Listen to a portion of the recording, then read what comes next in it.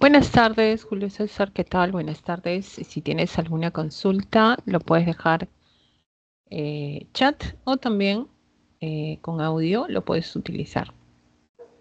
Puedes utilizar el audio o el chat, cualquiera de los dos, para resolver alguna duda que tengas.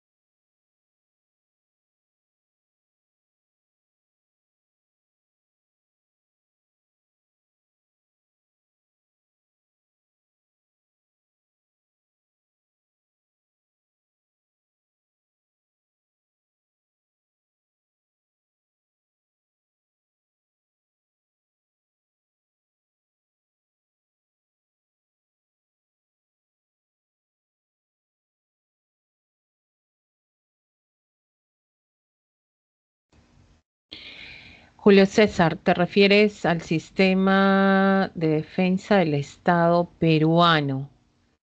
A ver, cuando hablamos de sistema de defensa, estamos hablando sistema de protección. Ahora, hay dos sistemas, ¿no? El sistema de integridad de nuestra defensa en soberanía territorial, ¿no? Y hay un sistema de defensa que habla del sistema de defensa civil, que es directamente establecida hacia la población, ¿no? De cómo debemos actuar en caso de desastres, por ejemplo, ¿no? Y en el caso de protección de la soberanía, de nuestro territorio, pues está a cargo de las Fuerzas Armadas en nuestro país, ¿no? Que tienden a proteger sobre todo la soberanía, la integridad, eh, sobre todo cuando se presenta y es necesario la seguridad interna, ¿no? Y en algunas ocasiones la seguridad externa. Y bueno, eso es con respecto a lo que es la parte de protección de nuestra integridad territorial, nuestra soberanía, pero también existe la protección de las fuerzas policiales, que más que nada están, las fuerzas de la Policía Nacional están a cargo de la seguridad del orden interno con respecto a la población y la seguridad y referida a los ciudadanos sobre todo, ¿no? Eso es lo más que nosotros estamos organizados. Creo que a eso va tu pregunta, porque todavía no hemos tocado ese tema en la pre. Estamos próximos ya en las próximas semanas. Estamos tocando ese tema en las clases, pero también está el otro sistema de protección, ¿no? Como te digo, el referido a los desastres naturales que tenemos, que se presentan y que tenemos que estar organizados, que es un sistema de defensa civil, así se le conoce. Eh, no sé a qué referido tu pregunta de repente o has querido preguntar específicamente ese tema o tienes otra reconsulta también que te pueda ayudar.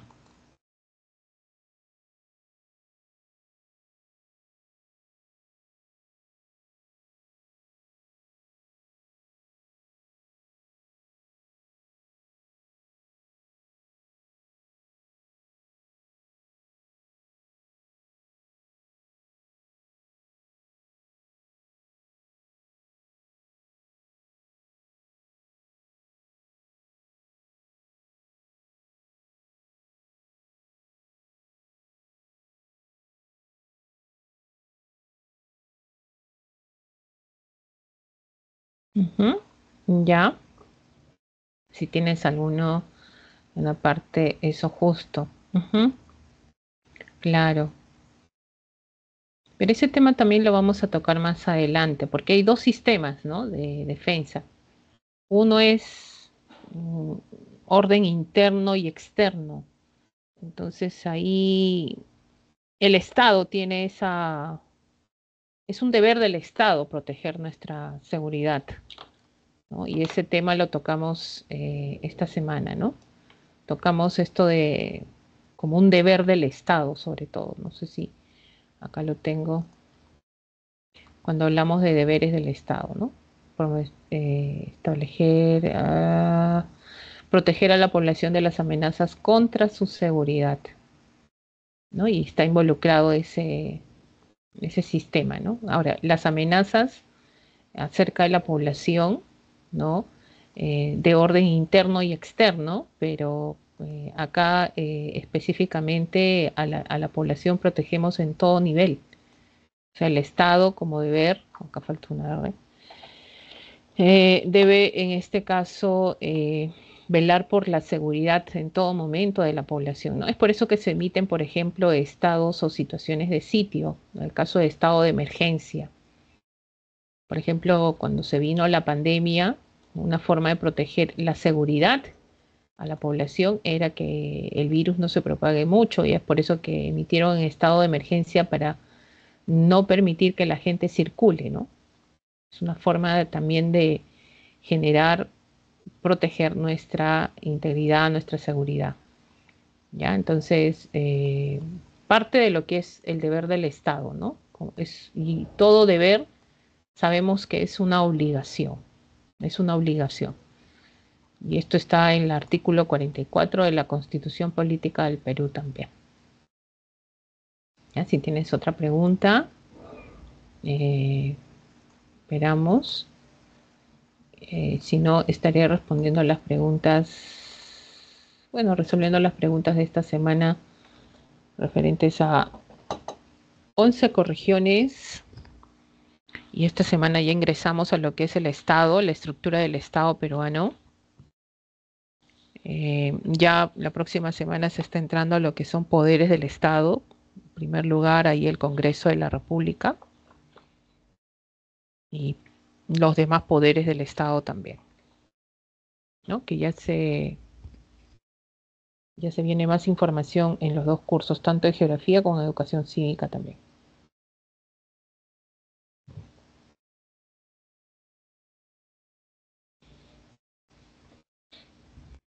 A ver.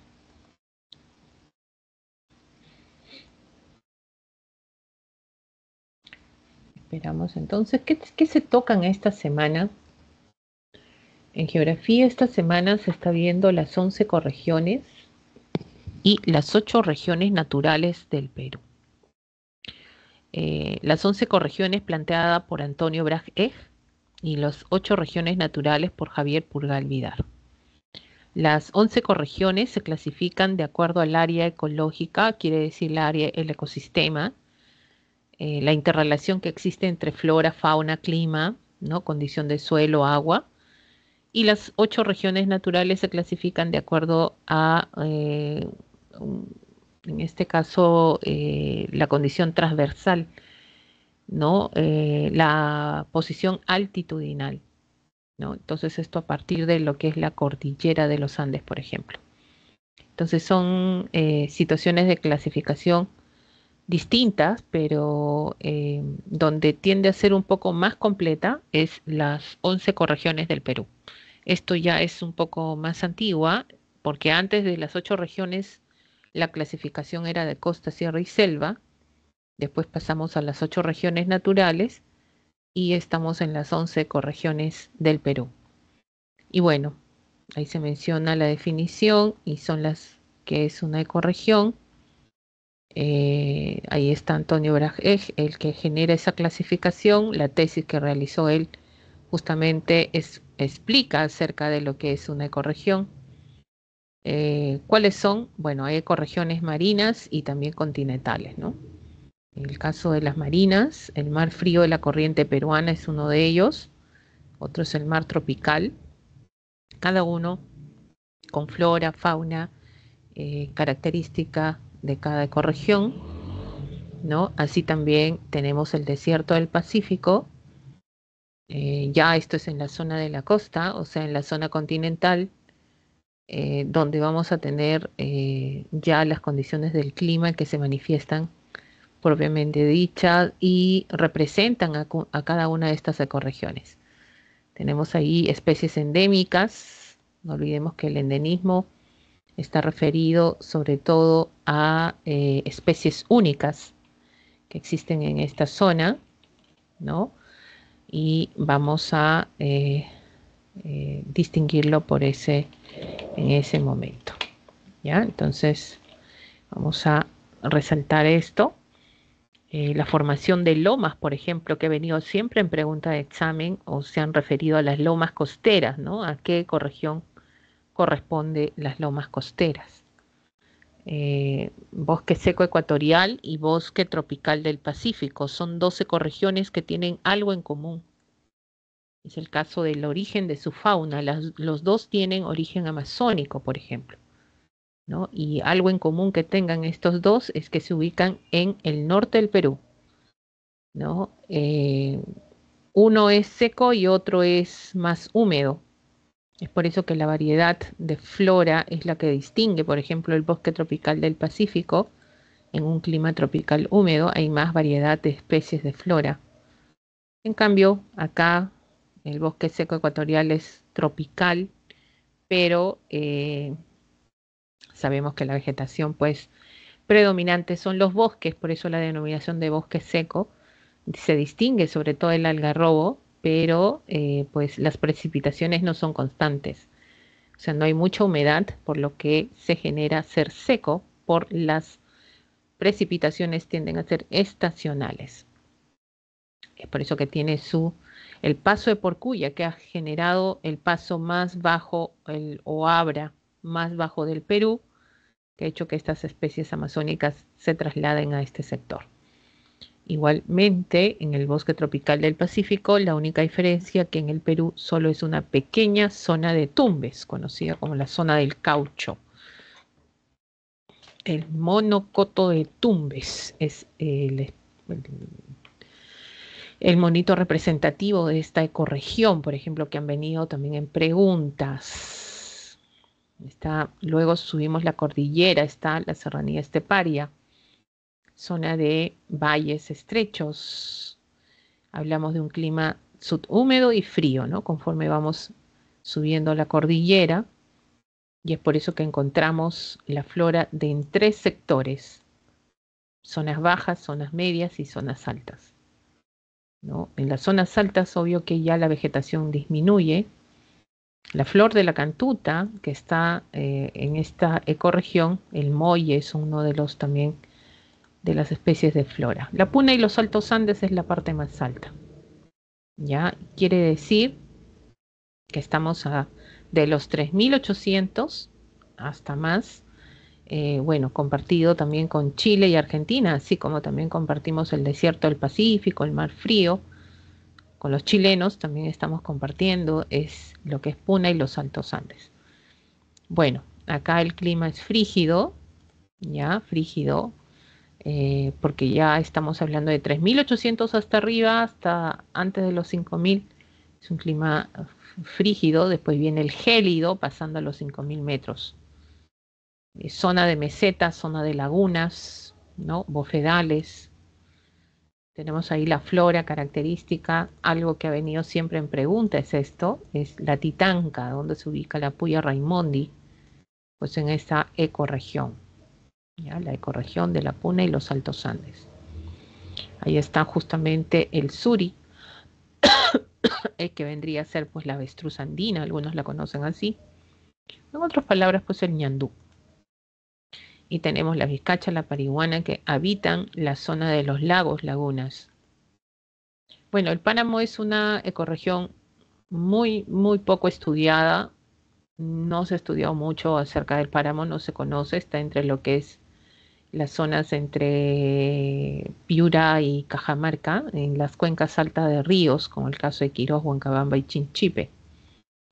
Y lo característico del páramo es que siempre está cubierto de neblina. Y hace mucho frío en el páramo, ¿ya? Entonces hay precipitaciones muy altas, pero a pesar que haya muy altas, debería ser como la selva, ¿no? Cubierto de muchos árboles boscosos. porque hay bastante agua, pero no.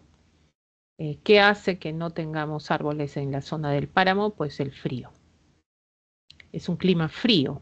Y miren la ubicación del páramo, está a 3.500 metros sobre el nivel del mar. Entonces esto hace que el páramo no tenga pues esa vegetación frondosa como la selva. Pero como está entre lo que es selva y región andina, su fauna es así, andina y amazónica, las dos, ¿no? Y en la flora pues no hay mucho, hay simplemente bromelias, líquenes, musgos, orquídeas también acá. Pero acá ya tenemos el cóndor andino, ¿no? El tapir de montaña, que es de la Amazonía, se ha adaptado a esta ecorregión, el búho del páramo, ¿no? Venado colorado. Entonces tenemos especies tanto de sierra como de selva, del páramo.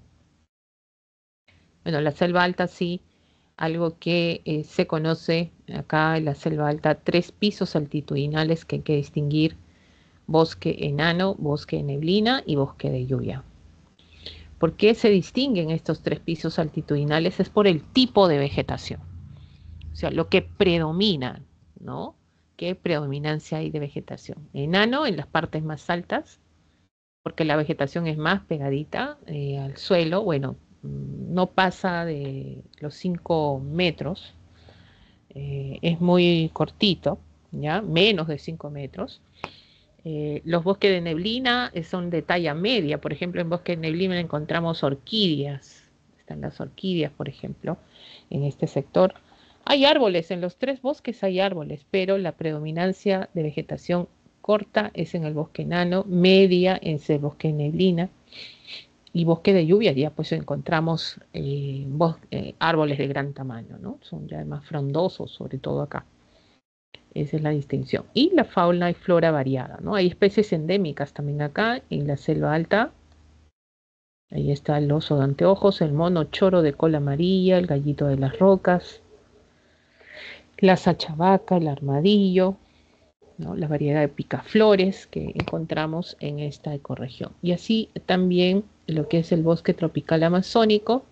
Esto vendría a ser la selva baja, que es zona de llanura, ¿no? Zona de ríos caudalosos, es la ecorregión más grande de nuestro país, es la más extensa, y la formación boscosa que existe acá, grande, ¿no? La flora heterogénea. ¿Qué significa heterogénea? Significa talla baja, talla media, talla alta, hay todo, ¿no? El lupuna, que es uno de los árboles más grandes de la selva amazónica, ¿no? Estamos hablando más de 40, 45, 60 metros de altura. Es muy grande, uno de los más grandes de toda la Amazonía. El cetico, ¿no? La fauna es variada también, que se adapta a estas zonas boscosas. Y por último, la sabana de palmeras, ¿no? Sabana de palmeras que está dentro de la región amazónica, pero sabemos que en la sabana la predominancia, como está en la foto, que es de gramíneas, pastos, plantas herbáceas sobre todo.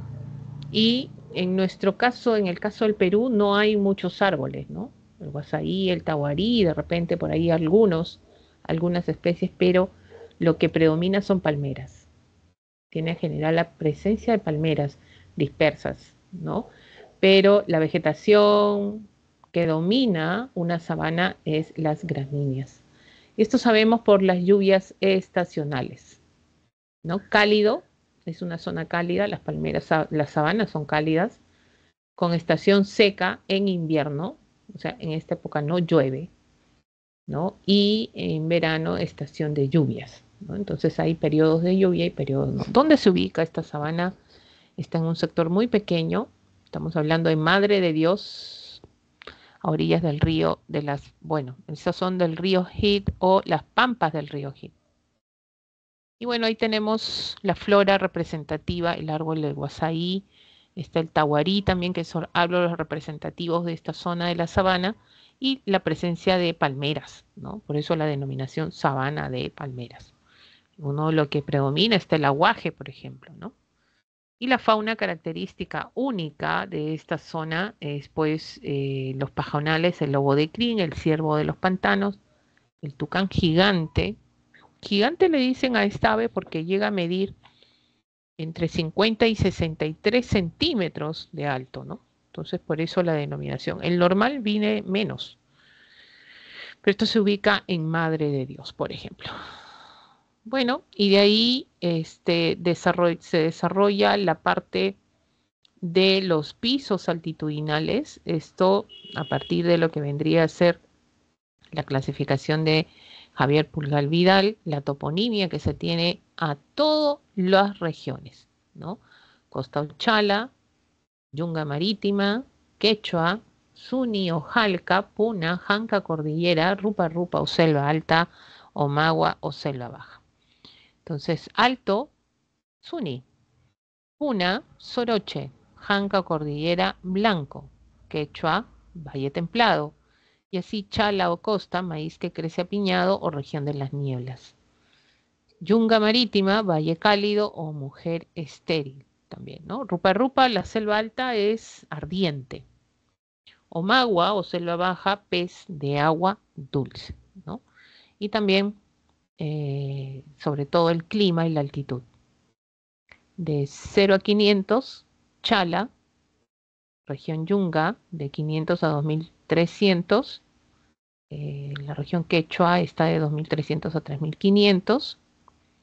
Tenemos Suni de 3500 a 4000. Región Puna de 4000 a 4800. Región Janca de 4800 a 6768 ponen acá. Y la región Rupa Rupa, bueno, de 400 a 1000. Y Omagua tenemos de 83 a 400 metros sobre el nivel del mar. Mejor es al revés, ¿no? De 400 a 83 metros sobre el nivel del mar. Entonces esto ya es más bajo, lo que es la selva baja, zona de llanura, ¿no? Y vamos a ver las diferenciaciones climáticas que existen en cada una de estas regiones, según establecida Javier Pulgar Vidal, sobre todo. Bueno, vamos a empezar con la resolución de las preguntas de esta semana. Nos vamos con las preguntas de esta semana. A ver. En un momentito, por favor.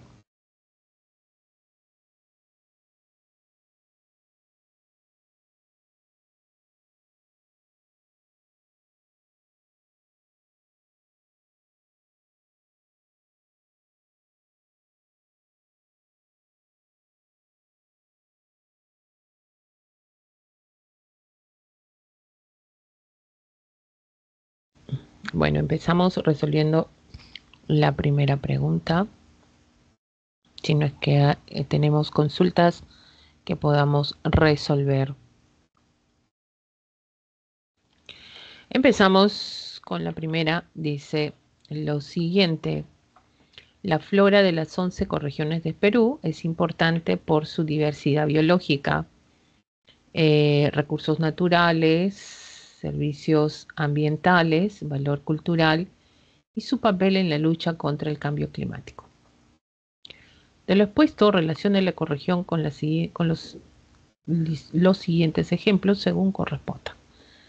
Bueno, la pregunta nos hace trabajar de la siguiente manera, ¿no? Tenemos que relacionar las características que se presenten en las dos columnas con, bueno, en la columna de la derecha con las ecorregiones presentadas.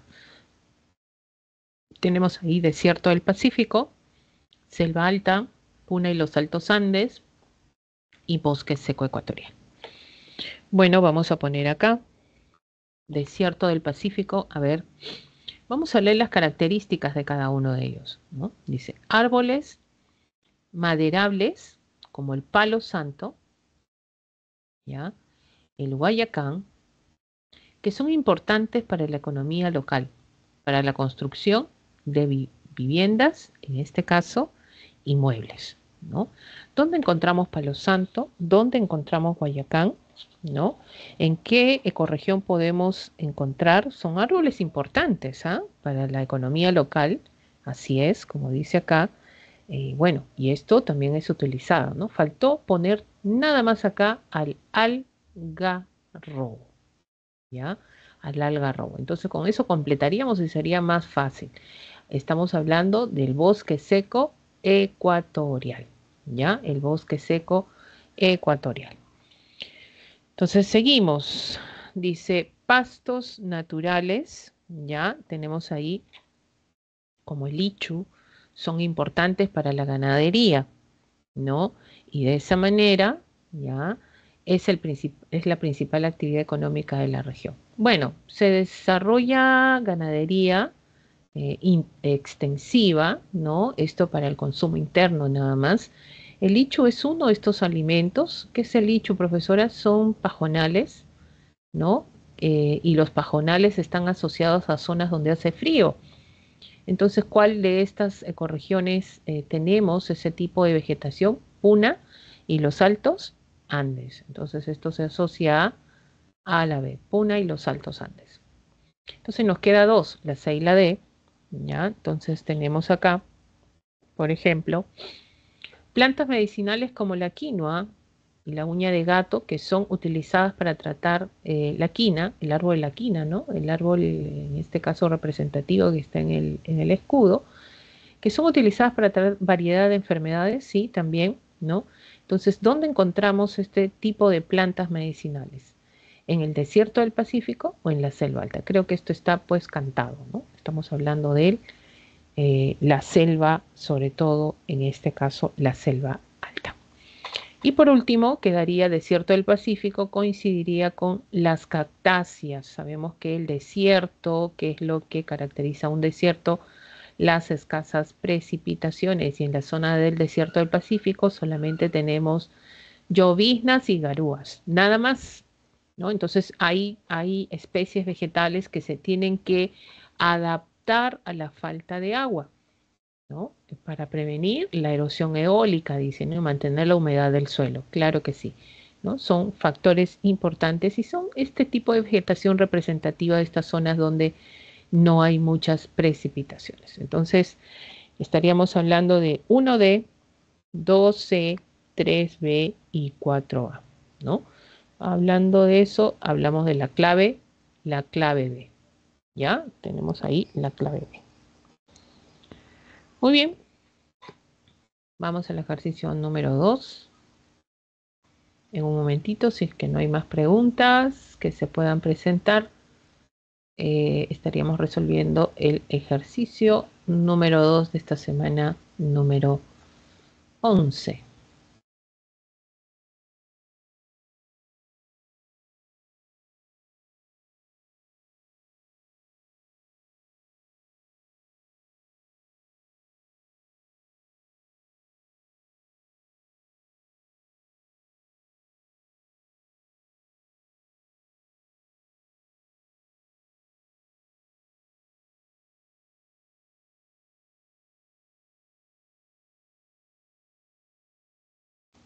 Resolvemos el ejercicio número 2, que dice el ejercicio número 2 de esta semana.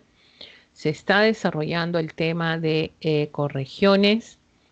Estamos viendo ya la resolución del ejercicio 1. Nos vamos al ejercicio 2.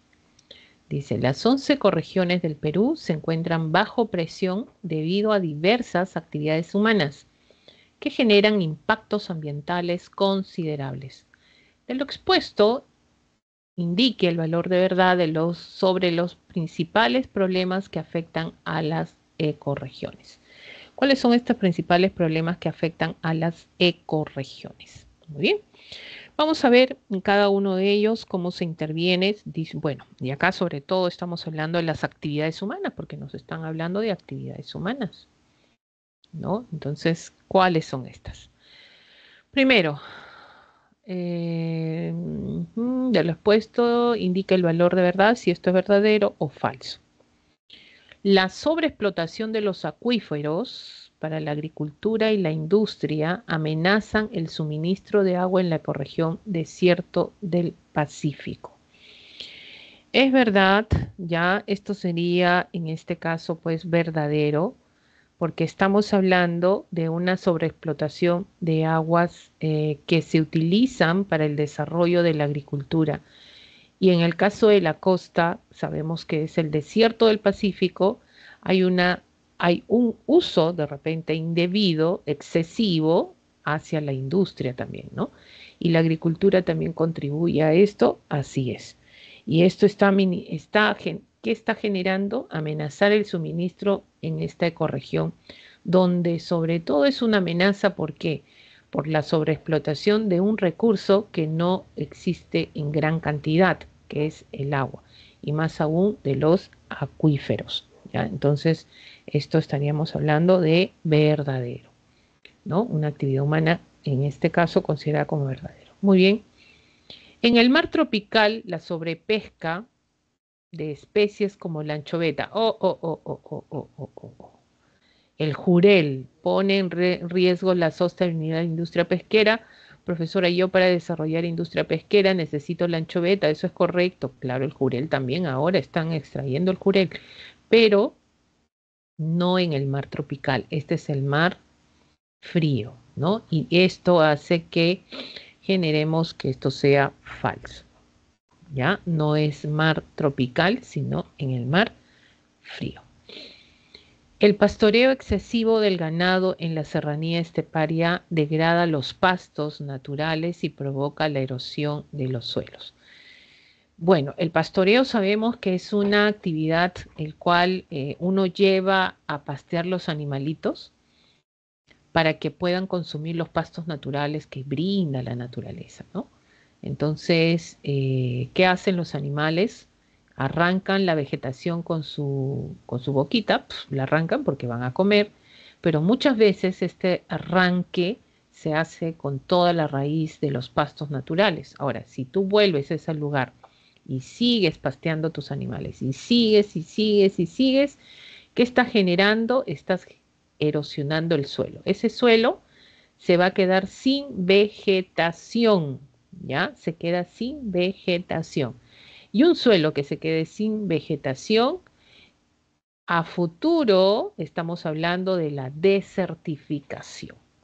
La vegetación es muy importante para la protección del suelo. Entonces, a futuro estaríamos hablando de la desertificación del suelo, ¿no? Que va a ser progresivo. Ahora, esto es correcto, pero en la serranía esteparia no tenemos tanto, se da, pero no en gran escala. Este problema, sobre todo, no está en la serranía esteparia, sino lo vamos a encontrar en la Puna y los Altos Andes. ¿Ya? Esto es en la Puna y los Altos Andes, porque estamos hablando de pastos naturales y donde tenemos más este tipo de recursos y sobre todo, ¿no? El sobrepastoreo excesivo se realiza en estas zonas altoandinas, es el problema que está aconteciendo. Entonces, como dice Serranía Esteparia, esto lo falsea un poco y esto no es correcto, pero la información es correcta, ¿no? O sea, el sobrepastoreo excesivo genera la erosión del suelo, eso es correcto, pero lo que no vamos a tomar como correcto es la serranía esteparia. La serranía esteparia hay más valles, ¿no? Valles estrechos, ¿no? Desarrollo más de agricultura, eso es lo que está degradando un poco más los suelos de repente, pero el sobrepastoreo es más alto, ¿no? En las zonas de mesetas, Puna y los Altos Andes. Y 4, tenemos ahí en el bosque tropical amazónico, ¿no? La extracción ilegal de oro, eso es la selva baja, conlleva la deforestación de bosques primarios contaminando agua con mercurio. Y eso es verdadero, ¿no? Porque es un tema que se tocó la semana pasada, cómo la extracción de oro no solamente contamina agua, suelo y también deforesta, ¿no? Entonces estamos hablando por el uso del mercurio. Entonces, ¿cuál sería pues nuestra respuesta final? Sería verdadero, falso, falso y en este caso verdadero. Y tenemos acá la clave A. Ya tenemos la clave A para esta pregunta. Nos vemos a la Miss, pregunta. disculpe, Sí, dime. ¿puede explicar el punto número 1 otra vez, por favor? Lo que pasa es que se me cortó el internet hace rato. El Ya, de la sobreexplotación de los acuíferos. ya. Lo que pasa es que cuando hablamos de la sobreexplotación de acuíferos, estamos hablando de aguas internas, aguas de pozos, aguas que podemos extraer, que podemos generar para el desarrollo agrícola y también en este caso industrial. Sabemos que esto hoy en día también es un proceso de extracción que se da ya y en algunos casos también para uso poblacional. Y sabemos que la ecorregión del desierto del Pacífico es una ecorregión en la cual es una ecorregión donde no hay agua. Sabemos que circulan los ríos de la vertiente del Pacífico y su régimen de estos ríos es irregular, o sea, todo el año no hay agua. Entonces tenemos que embalsar el agua, tenemos que reservar el agua, ¿no? A través de obras hidráulicas. Y en algunos casos también la sobreexplotación de acuíferos en la agricultura, para la agricultura, claro, porque están extrayendo estas aguas internas para el desarrollo de agricultura o también de la industria, que esto en algún momento ya han dicho que va a agotarse, ¿no? Entonces es algo que sí es correcto, ¿ya? Esto por la escasez de este recurso, sobre todo hídrico. Entonces lo vamos a tomar como verdadero. Y sabemos que en la ecorregión del desierto del Pacífico, ¿qué pasa? Pues no tenemos el recurso que más, sobre todo, eh, se agota o no hay o tenemos que esperar las lluvias cada cierta temporada, pues es el agua, ¿no? Y lo vamos a ver de esa manera. ¿Ya? Entonces estaríamos resolviendo acá el ejercicio 2 para pasar al ejercicio número 3.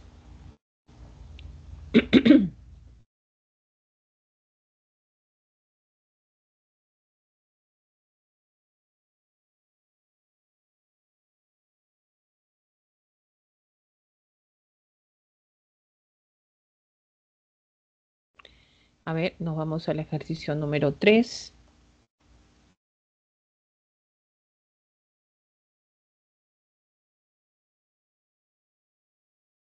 ¿Qué dice la pregunta? Dice lo siguiente. ¿Cuáles de las siguientes afirmaciones caracterizan inadecuadamente? ¿Ya? Esto, o sea, no ha puesto un enunciado correcto, ¿no? Entonces lo que tenemos que eh, identificar cuáles son los enunciados incorrectos a las ecorregiones propuestas por el doctor Antonio Braque, ¿ya? Entonces, a eso se refiere esta pregunta.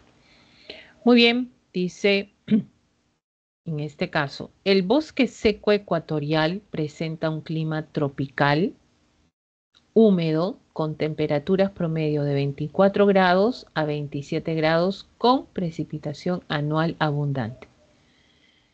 Bueno, acá ya estamos viendo que esto es el incorrecto, así a simple vista. ¿Y cómo saco eso? ¿Y cómo digo que esto es incorrecto? Porque te están hablando de bosque seco ecuatorial. Y cuando te hablan de bosque seco ecuatorial, entonces nos vamos y decimos, ¿cuál es la predominancia de acá, de esta zona, de esta ecorregión? Son árboles, profesora.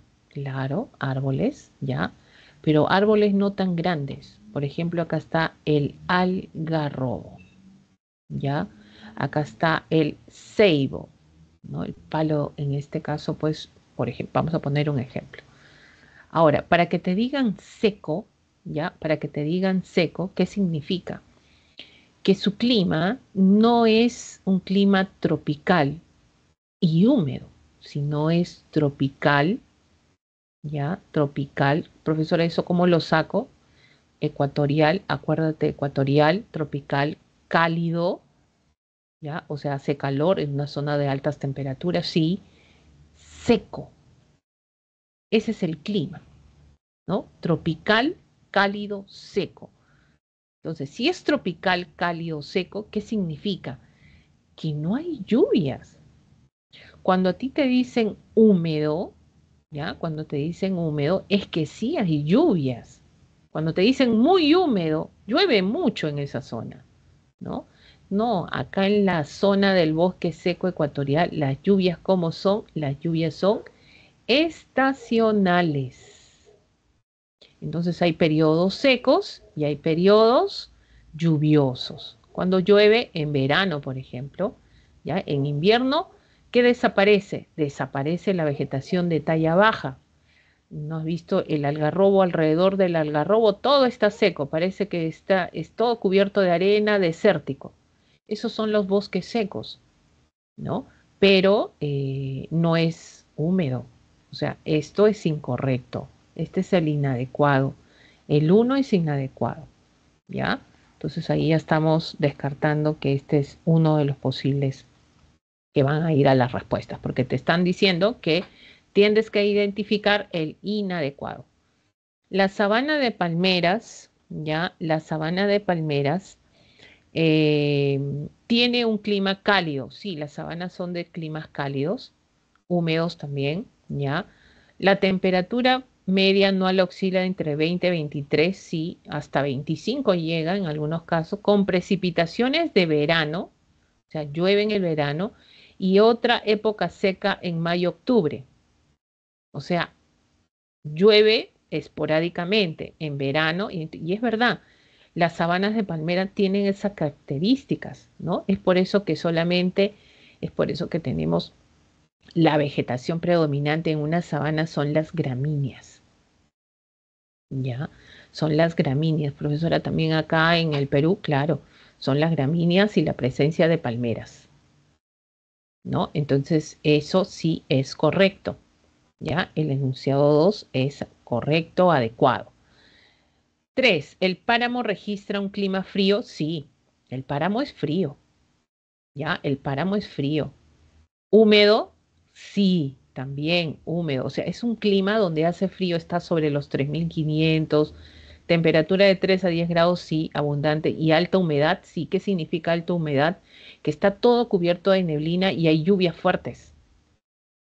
Y acá te lo dice, y húmedo, ¿no? Entonces, esto es el clima, estas son las características del clima del páramo, sí, esto es correcto, ¿no? Precipitaciones abundantes, claro que sí, este es el páramo, ¿ya? No olvidemos que el páramo tiene un clima frío y es muy húmedo, ¿no? Entonces, eso es correcto. Entonces, uno puede pensar, ¿no, profesora? Pero si yo subo el páramo está ubicado a 3500 metros sobre el nivel del mar. Si tú estás a 3500 ya sientes frío, ¿no? Pero dice muy húmedo. Ah, quiere decir que hay lluvias, ¿no? La humedad se refiere a las lluvias, no a la humedad que tenemos necesariamente en la atmósfera. Ojo, ¿ya? Entonces, esto sí es correcto, ¿ya? O sea, adecuado. El desierto del Pacífico posee un clima, no, pues el desierto del Pacífico no posee un clima templado, ¿no? Ya quisiéramos nosotros tener los que están en Lima al menos, ¿no? Toda la zona desde Piura, parte de La Libertad, ¿no? Toda esa zona seríamos templaditos, seríamos felices. No es así, ¿ya? El desierto del Pacífico es semi cálido, ¿ya? En este caso, muy seco o árido subtropical también es el clima. Entonces, influenciado por la corriente del Niño, menos por la corriente del Niño, ¿no? Neblinas invernales sí hay acá, pero esto de la corriente del Niño no. A lo que nosotros nos influencia en el desierto del Pacífico es la corriente peruana. Y el clima es semicálido, o sea, no hace tanto calor, quiere decir que en el día puede hacer mucho calor y en la noche baja la temperatura, a eso se refiere. Muy seco porque no hay precipitaciones, pues, ¿no? A lo máximo tenemos garúas, ¿ya? Entonces esto es inadecuado. Entonces, ¿cuáles serían los inadecuados? El uno y el 4. La clave B, ¿ya? La clave B sería la respuesta. Muy bien. Nos vamos a la última pregunta entonces, referido a geografía de esta semana número 11.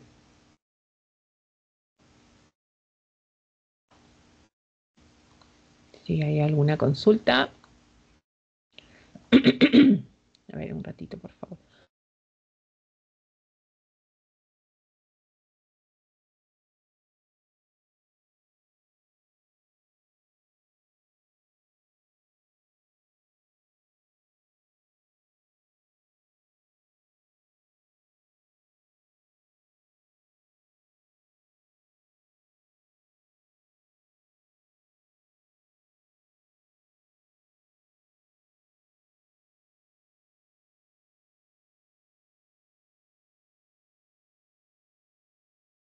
Bueno, nos vamos a la última pregunta que dice la pregunta número 4. Dice lo siguiente, dice, el Perú alberga 8 regiones naturales, cada una con sus características climáticas, florísticas y paisajísticas únicas. Estas se ven reflejadas en el relieve distintivo de cada región, el cual permite identificarlas y comprenderlas mejor. De lo expuesto, señale la alternativa que asocie correctamente la región natural y su relieve representativo. Entonces tenemos que ver cuál de estas alternativas, ya sea A, B, C, D o E, ¿ya? Corresponde pues a la relación correcta. Puna y Puna. Valles estrechos, profundos, quebradas, con vertientes escarpadas. No, en la Puna hay mesetas, ¿no? De frente hay que asociar esto, ¿ya? Esto cuando veas meseta, Puna. Esto es en 8 regiones, ¿no? En las ecorregiones también, ¿no? Lo asociamos así. Puna y los Altos Andes también, zona de mesetas, lagunas. Tenemos Janca, ¿no? Cañones fluviales, corredores de fragmentos rocosos. Esto es, en este caso, Janca, podemos asociarlo, profesora. Los cañones fluviales de repente están mucho más, un poco más altos, ¿no? En caso de ya llegar entre el límite de lo que es Puna, entre Quechua y Puna, ¿no? Janca no se asocia la presencia, hay más, en Janca tenemos la presencia de qué tipo de relieves. Hablamos de, por ejemplo, empinaciones, formaciones, en este caso, de acantilados, ¿no? Podemos mencionar acá. Entonces, tampoco. Quechua, valles interandinos. El quechua es clima templado.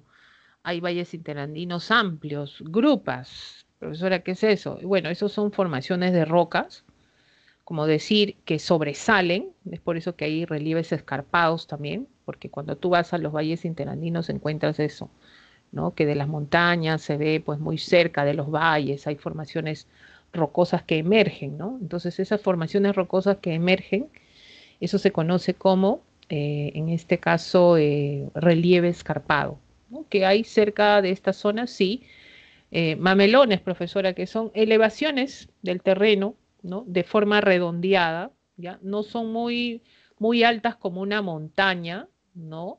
Ni en este caso más pequeños que colinas, ¿no? Entonces tienden a ser el término medio, ¿no? Mamelones. Sí, también hay este tipo de relieves en la zona de Quechua, entonces hasta acá estaríamos hablando de una posible respuesta. La yunga, ¿no? Altiplano. La yunga no es altiplano. La zona de la yunga está entre los, pasando los 500 metros. O sea, altiplano es, sería esto, ¿no? La puna. Pampas húmedas y lagunas altoandinas. Esto sería la puna, ¿no? La yunga es más valles estrechos, secos. Zona donde hay presencia de luz solar todo el año en la yunga, ¿no? Y vamos a tener acá en este tipo de región natural, ¿no? El cultivo, por ejemplo, la yunga es conocida como la región frutícola, o sea, el cultivo de frutas, en mayor medida, ¿no? Entonces, no corresponde, ¿ya? Y cumbres escarpadas, pasos o abras, lagunas glaciales, esto es Janca o cordillera, ¿no? Acá sería pues esta, ¿no? Cumbres más altas acá. Pero no, Jalca no corresponde, ¿ya? Esto es mucho más alto. La explicación que está acá es de la Janca o cordillera. Entonces la única que tenemos acá como respuesta es la quechua, ¿ya? Valles interandinos, amplios, grupas y mamelones, sobre todo en esta región natural, según Pulgar Vidal. Muy bien, entonces estaríamos terminando las preguntas de esta semana, semana número 11, geografía. Tenemos las respuestas finales en el caso de geografía. Para pasar, si no hay alguna consulta, pasamos a la parte de educación cívica.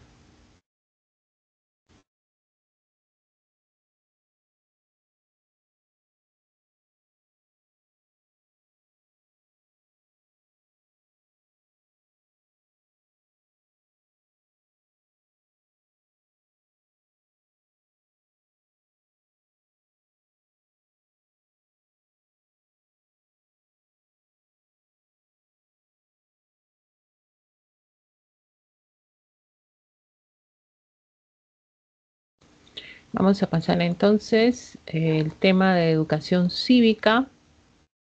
Esta semana, ¿qué es lo que tenemos como desarrollo del tema?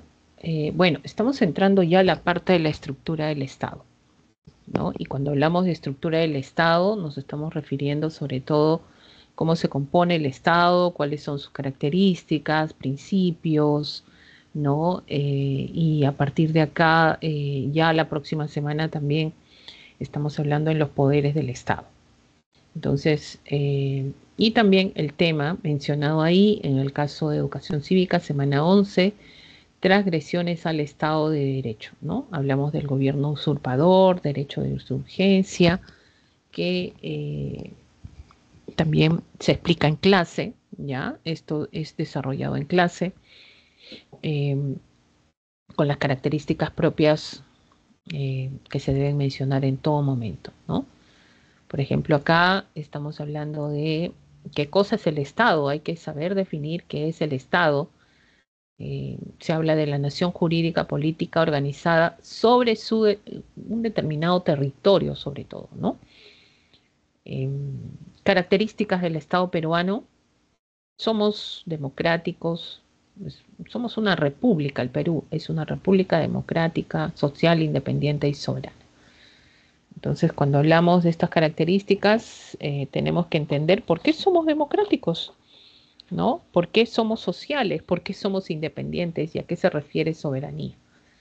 Bueno, democrática está referida a que, bueno, el poder político que nosotros tenemos en el Estado viene del pueblo, ¿no? Mediante lo que son los mecanismos de participación, de elección. ¿Por qué somos sociales? Porque simplemente la estructura política, económica, está diseñada ¿para qué? Para el bienestar, la igualdad de los ciudadanos. O sea, somos una sociedad a lo cual el Estado busca el desarrollo, bienestar de los ciudadanos en todo momento, ¿no? Es por eso que hay políticas que buscan, sobre todo en todo momento, reducir la pobreza, mejorar la educación, la salud, etcétera. ¿Por qué somos independientes? ¿No? Porque tomamos nuestras propias decisiones. Ahora, independientes en el aspecto político, ¿ah? Político, por ahí he escuchado y he estado escuchando que sí somos dependientes económicamente, ¿no? Podemos tener de repente préstamos, tenemos en este caso que cubrir en el extranjero, ¿no? Tenemos una dependencia económica, profesora, ¿puede ser eso? Sí, pero las decisiones políticas son las que pesan más, porque las deudas las podemos pagar finalmente, pero las decisiones políticas son nuestras. O sea, quiere decir que ningún país viene a decirnos lo que tenemos que hacer.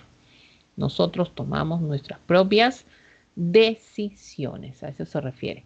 Y soberana que ejercemos, sobre todo, ya ejercemos poder. ¿Ya? Ejercemos poder mediante qué? Mediante la ley. ¿Y dónde ejercemos poder? Somos soberanos porque aplicamos la ley dentro de nuestro territorio, por ejemplo, ¿no? Entonces, eso nos hace soberanos. Por ejemplo, un extranjero no puede venir al Perú y decirnos, ¿sabes qué? Me tienes que hacer valer sobre todo las leyes de mi país. En mi país no se hace esto. En mi país esta ley no se aplica. Lo siento, estás en el Perú. Si estás en el Perú, te sujetas a las leyes que existen en el Perú. Eso es soberanía, ¿no? Yo acato las normas dentro del territorio, lo aplico para todos, ¿no? Así seas lo que seas, así seas, pues, profesor, así sea el presidente de otro país, así sea lo que sea, se ejerce el poder en nuestro territorio, ¿ya? Entonces, a eso se refiere, eso estamos sobre todo distinguiéndonos y eso se tiene que respetar en todo momento, ¿no? Por ejemplo, hay países que tienen leyes, ¿no? Y nosotros cuando vamos a otros países tenemos que sujetarnos a esas leyes. Tú no puedes reclamar y decir, no, en el Perú no había, en el Perú no es así. No, lo siento, ¿no?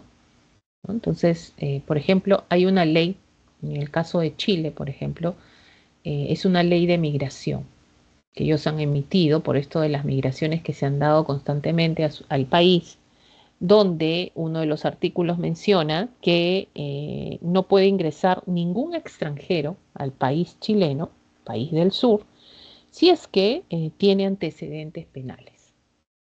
Si tienes antecedentes penales, has cubrido, pues, profesora, pero yo ya cumplí mi pena, ya no, ahora soy libre, sí, está bien, qué bueno, pero a Chile no vas a ingresar nunca. O sea, legalmente al menos, ¿no? No ingresas. Entonces tú no puedes decir, y ellos no te van a permitir la entrada. Entonces tú no puedes decir, no, ¿cómo es posible? Mis derechos, no. Es un país soberano. Ellos ejecutan sus leyes como quieran, ¿ya? Y tú tienes que hacer caso a eso. Eso es. A eso se refiere. Igual que nosotros también lo podemos aplicar en cualquier situación. Y bueno, vamos a ver que también otras características se menciona en el caso de la Constitución. Esto ha sido pregunta de examen en algún momento, examen de admisión de San Marcos, donde hablaban cómo era la forma de gobierno según la Constitución política en el Perú. ¿Cómo es nuestro gobierno? Unitario, representativo y descentralizado. ¿Ya? Es la característica que se menciona cuando hablamos del gobierno, por ejemplo. Profesora, ¿y el gobierno a qué se refiere? Las personas que nosotros elegimos en este Estado democrático, ¿no? Las instituciones que administran y dirigen el Estado, ¿ya? Ese es el gobierno. Entonces, este gobierno no es que una sola persona tiene el poder. Es por eso que cuando hablamos de república, ¿no? ¿Qué significa república? Que estamos sujetos a instituciones, ¿no? Por ejemplo, las tres instituciones más grandes que tenemos, ¿cuál es? Poder legislativo, poder ejecutivo, poder judicial, ¿no? Y hay autoridades competentes que deben ser competentes, que están dentro de estas instituciones, claro que sí, ¿no? Entonces, no es que el poder ejecutivo tiene todo el poder y lleva la batuta del Estado, no es.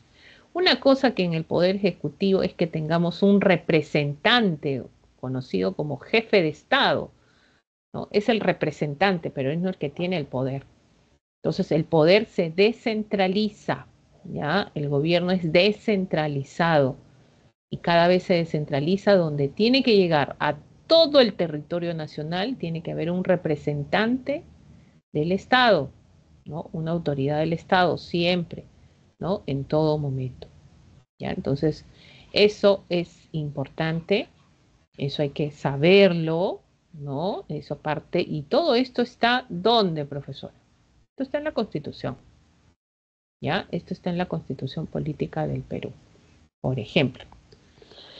Y bueno, y tenemos acá también el poder emana del pueblo. Claro, nosotros elegimos a nuestras autoridades, nosotros le damos el poder a ellos. Y ellos están sujetos a responsabilidades también, ¿no? O sea, las autoridades que nosotros elegimos mediante el sistema de elecciones democráticas, pues no es que el presidente, la presidenta va a ser pues, oh, lo máximo y va a pisotear la Constitución, no. Arriba, sobre todas estas autoridades, está la Constitución. ¿Ya? Y están sujetos a leyes y a la Constitución. Ellos no pueden hacer, en otras palabras, no pueden hacer lo que quieran. Están las normas que lo controlan. Bueno, eso es lo que dice la Constitución.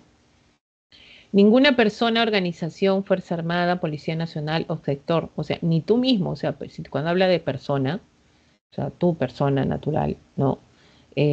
Fuerza Armada, Policía Nacional, sector de la población, puede arrojarse al ejercicio de ese poder. Si lo hace, constituye un acto de rebelión o acto de sedición. Profesora, ¿qué significa? Bueno, estás usurpando el poder, nadie te ha elegido y estás tomando el poder. Esos son delitos, ¿ya? Esos son delitos. Bueno, acá le han puesto delitos, pero son delitos que se establecen, ¿no? ¿Qué tienen en común la rebelión y la sedición? La rebelión y la sedición es que los dos son actos armados. Los dos es proceso de actos armados, ¿no? Ahí, con armas, ¿sí? Ahora, la diferencia, por ejemplo, es que un acto de rebelión eh, busca derrocar a un gobierno legítimo, ¿no? Un acto de rebelión mediante las armas busca derrocar a un gobierno legítimo. Por ejemplo, esto se podría conocer como golpe de Estado, ¿no? Entonces, desconoce al gobierno y lo derroca, lo derroca. Eso es golpe de Estado, acto de rebelión. Profesora, ¿y eso se sentencia? Sí, pues una vez que termina su gobierno, empiezan pues las denuncias, ¿no? De todas maneras. Sedición, ya, cuando tú haces un acto de sedición, no se desconoce al gobierno de turno, solo se obstaculiza, ya, se entorpece las autoridades que tienen, ¿no? Por ejemplo, una forma de acto de sedición es que tomes una región, por ejemplo, ¿no? Vas y estás en desacuerdo, bueno, reconoces al gobierno como tal, ¿ya? Lo reconoces. Ah, esta es la presidenta, dices tú, pero no estás de acuerdo. O sea, no estás de acuerdo con su gobierno y lo obstaculizas. Tomas la región Puno, por ejemplo, ¿no? Entonces, eso es un acto de sedición. ¿Ya? Eso es un acto de sedición. Por ejemplo, lo que hubo Antauro Humala, por ejemplo, ¿no? Él fue procesado porque quiso, lo que realizó él no fue un golpe de Estado, lo que realizó él fue un acto de sedición, ¿no? En Andahuaylas, ¿no? Lo que generó.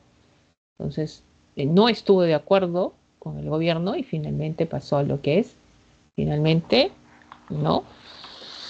A la captura, bueno, lo capturaron finalmente a él. Y ahí vemos esa diferencia. Por ejemplo, todo esto se tiene que explicar en clase, ¿ya? Entonces, vamos a ver alguna de las pautas nada más. Por acá, no olvidemos que el Estado, los elementos del Estado, ¿cuáles son los elementos del Estado? Nación, territorio, gobierno, soberanía, ¿no? La nación, ¿quiénes son? ¿Quiénes lo conforman? Todas las personas, ciudadanos, ¿no? Ahora, no es que yo diga, ay, voy a formar una nación, no es así. Pues tiene a este grupo de personas tiene que unir los vínculos, ¿ya? Tiene que haber vínculos fuertes entre uno y otro, o sea, para que conformen una nación tienen que haber vínculos, como el caso de la historia, el caso de la lengua, que tengan la misma lengua, ¿no? Hablan de las tradiciones, costumbres, ¿no? También todos estos vínculos que unen a este grupo de personas y que conforman la nación, ¿no? Entonces, tú eres parte de la nación, es por eso que obtienes la nacionalidad. Nacionalidad. Profesora, yo soy peruana, claro que sí, ¿no? Y hay por eso que menciona en el caso de la nacionalidad, eh, hablan de la doble nacionalidad también. Según la Constitución podemos tener doble nacionalidad, eso sí, no podemos perder la nacionalidad, no se pierde, nunca se pierde, salvo que tú renuncies. Ya, profesora, me arrepentí, ahora quiero volver a ser peruano, he renunciado a ser peruano. Bueno, te arrepentiste, entonces vamos a tratarte como nuevamente vas a hacer tus trámites de cero, ¿no? Tienes que comprobar que eres peruano, ¿no? ¿No? Pero así, puedes renunciar simplemente, ¿ya? Al sistema de migraciones, presentas tus documentos. Esto generalmente lo hacen peruanos que viven en el extranjero, donde hay países que te obligan a renunciar a tu nacionalidad para que puedas obtener la nacionalidad donde resides, trabajas, vives, por ejemplo. Los alemanes piden eso. Los noruegos también piden eso, ¿no? Que renuncies a tu nacionalidad. Bueno, cuando has nacido en el territorio nacional, obtienes tu nacionalidad por nacimiento. Eres por nacimiento. Y esto te permite, pues, participar. Ya genera la participación en el sistema democrático. De elegir y ser elegido. Elegir autoridades y ser elegido como autoridad. Por ejemplo, si tú tienes la nacionalidad por nacimiento, puedes representar a tu país, puedes ser presidente de la República, ¿no? ¿Verdad? Claro, claro. Hay requisitos específicos. Ser congresista, por ejemplo. ¿no? Entonces son requisitos por nacimiento, ¿ya? Entonces ahí habla, los requisitos hablan por nacimiento.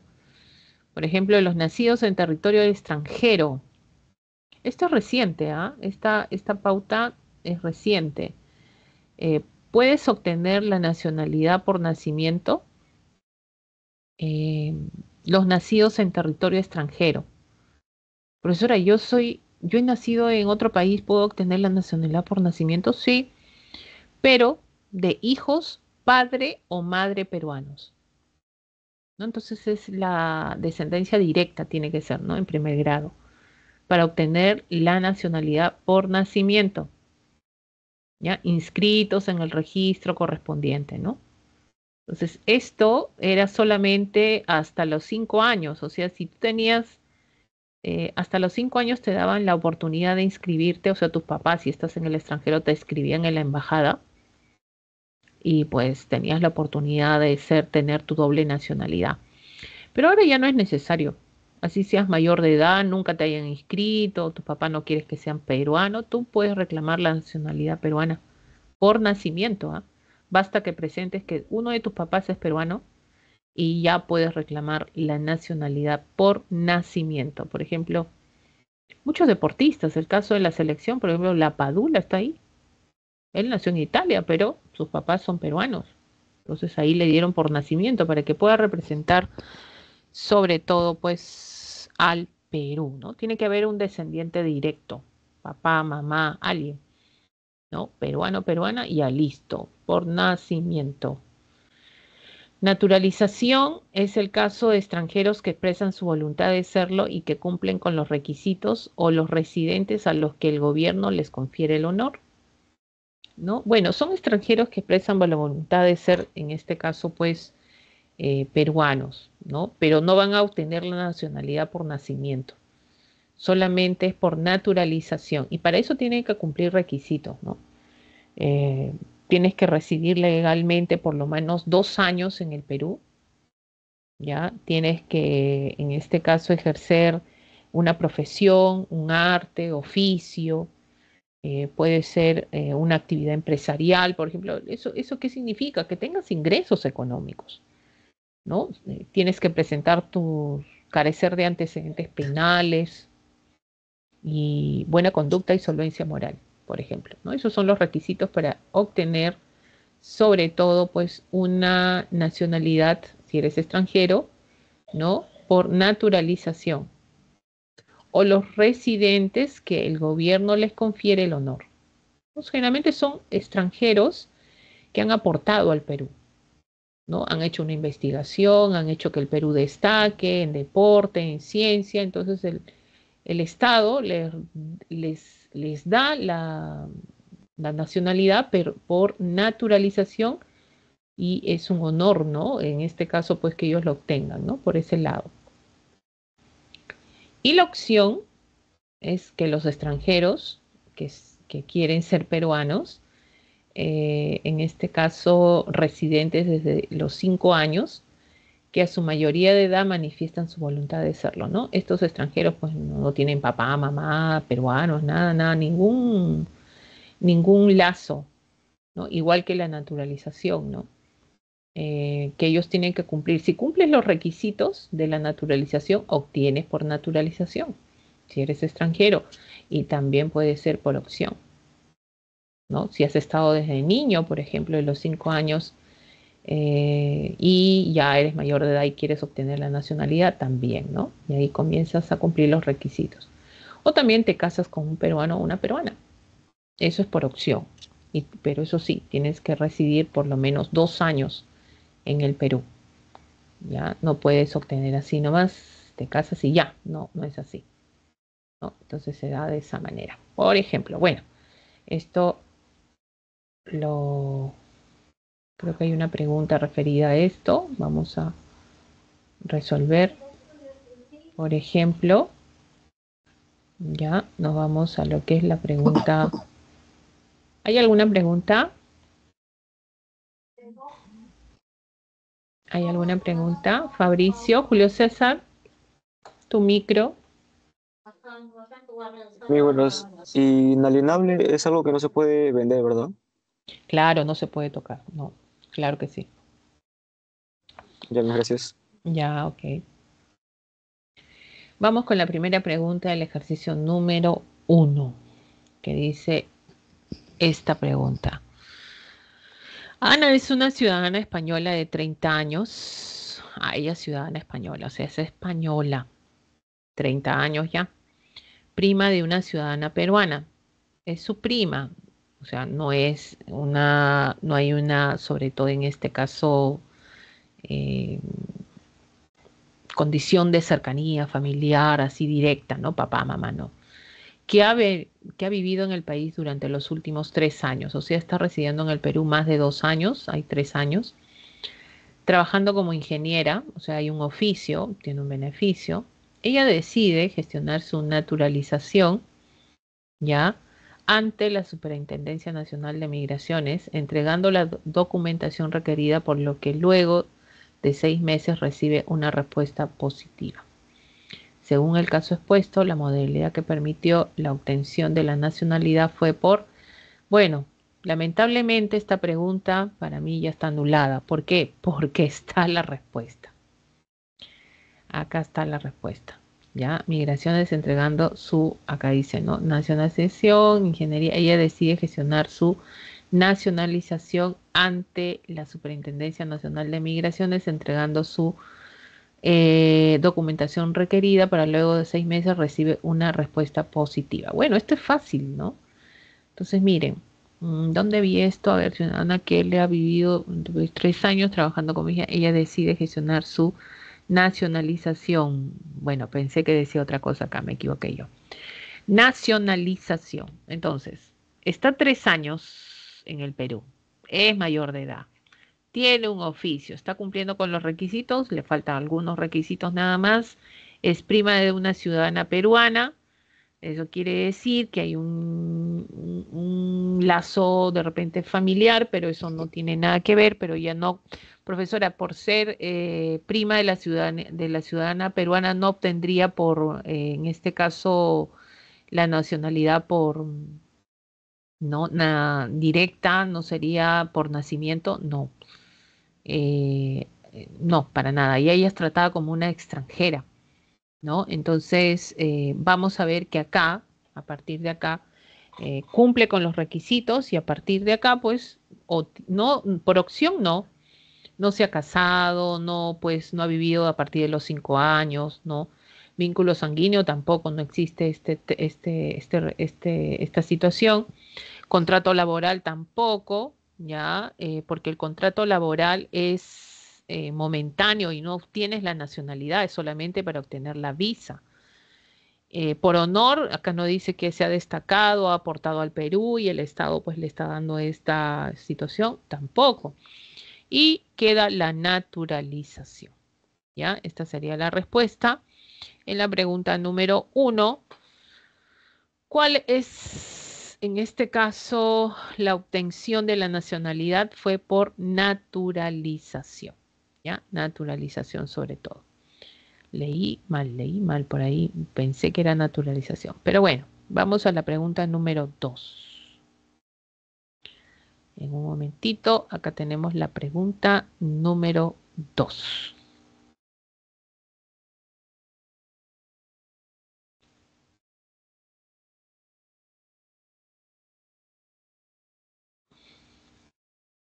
Si hay alguna consulta que quieran realizar, pueden utilizar el chat, el audio, ya, para poder resolver. Ya estamos terminando las preguntas, o resolviendo las preguntas de educación cívica, resolvimos las preguntas de geografía.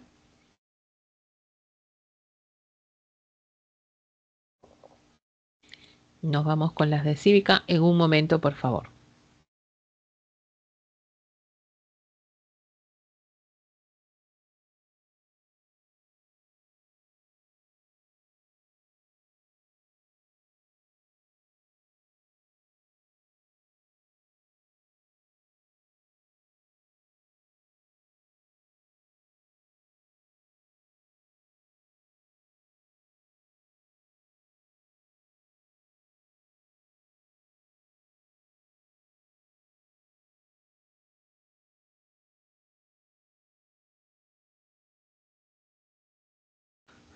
Vamos entonces resolviendo el ejercicio número A. Ya nos vamos a la pregunta de frente. Este que es 11 correcciones. Uy, me fui a la otra, al otro curso. A ver, chicos, chicas, bueno, chicos, si tienen alguna consulta me hacen llegar. Vamos con la pregunta número 2. ¿Qué dice la pregunta número 2? Dice, la Procuraduría General del Estado es una entidad adscrita al Ministerio de Justicia y Derechos Humanos, competente para regular, supervisar y dictar lineamientos para la adecuada defensa de los intereses del Estado. Acerca de sus funciones, señale el valor de verdad de los siguientes enunciados. Mira, para poder entender esta pregunta, nosotros debemos conocer qué es la Procuraduría. Y esta pregunta nos ayuda porque está definiendo qué cosa es la Procuraduría. ¿Qué cosa es la Procuraduría? ¿Ya? Es la entidad que supervisa, sobre todo en este caso, una adecuada defensa de los intereses del Estado. Procuradores públicos los vamos a encontrar en toda institución del Estado, ¿no? La Procuraduría sería como el abogado del Estado que está velando por los intereses del Estado, ¿no? Si hay un corrupto que está sacando dinero del Estado, por ejemplo, que está generando transgredir al Estado, bueno, en primer lugar, ¿quién sale a proteger al Estado? Es la Procuraduría General. Ahora, vamos a ver de estos enunciados cuáles acerca de sus funciones, cuál es verdadero y cuál es falso. En primer lugar, dice coordinar y solicitar a toda entidad pública la información necesaria para ejercer una buena, adecuada defensa del Estado. Eso es correcto. Esto nos sirve también como información, ¿ya? Porque la Procuraduría Pública puede solicitar esta información, sí, ¿a qué? A toda entidad pública. Cuando te hablan de entidad pública, es entidad del Estado, ¿ya? Entonces, eso es verdadero, ¿no? Justamente para que no se transgreda al Estado y pueda ejercer una adecuada defensa, la Procuraduría. 2, tenemos asumir la defensa jurídica de los altos funcionarios en controversias con entidades privadas para salvaguardar los intereses del Estado. Eso es falso, porque la Procuraduría no protege, no defiende jurídicamente a altos funcionarios. Ellos son más bien denunciados por la Procuraduría, ¿ya? Entonces, la Procuraduría, ¿qué defiende? Al Estado, donde está viendo que están agarrando dinero del Estado, bienes del Estado, que pertenece al Estado. Ahí está interviniendo la Procuraduría, no a los funcionarios, porque los funcionarios tienen cargos de confianza. Más bien ellos están también para proteger los intereses del Estado, no para que la Procuraduría los proteja. Entonces eso es falso de toda falsedad. ¿Ya? Esto es verdadero, esto es falso. 3. Evaluar el inicio de acciones legales cuando éstas resulten más costosas que el beneficio económico que pretende para el Estado. Es verdad, porque el Estado está viendo en todo momento, por ejemplo, ¿no? Que a veces hace contratos, hay situaciones que se presenten, una demanda legal que puede generar el Estado y dicen, oigan, no nos conviene esto, ¿quién ve esos intereses? O sea, si vamos a ganar, si vamos a perder, en el caso del Estado, es la Procuraduría. Entonces, ¿por qué? Porque siempre está interviniendo, pretende que el Estado no gaste más de lo que debe o no se endeude más de lo que tiene, ¿no? Entonces, esto es verdadero, ¿ya? Entonces, en este ámbito también interviene la Procuraduría. Intervenir y suscribir convenios de pago de la reparación civil a favor del Estado en investigaciones o procesos penales donde se participe. Y eso es verdadero, ¿ya? Porque todo lo que tenga que ver con reparación civil al Estado, pues es dinero para el Estado. Y ahí interviene la Procuraduría, donde tiene que haber ese pago de reparación civil en todo momento, ¿no? O sea, no se puede dejar de lado cómo ha vulnerado al Estado, ha habido transgresión al Estado y pues por lo tanto una reparación civil. ¿Y quiénes ven eso? los procuradores públicos también. ¿Ya? Vamos a tomarlo como verdadero.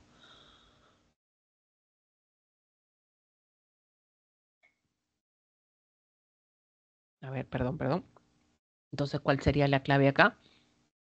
Sería verdadero, falso, verdadero, verdadero. Tenemos la clave C. ¿Ya? Tenemos la clave C. Y pasamos a la pregunta número 3. En un momentito, por favor.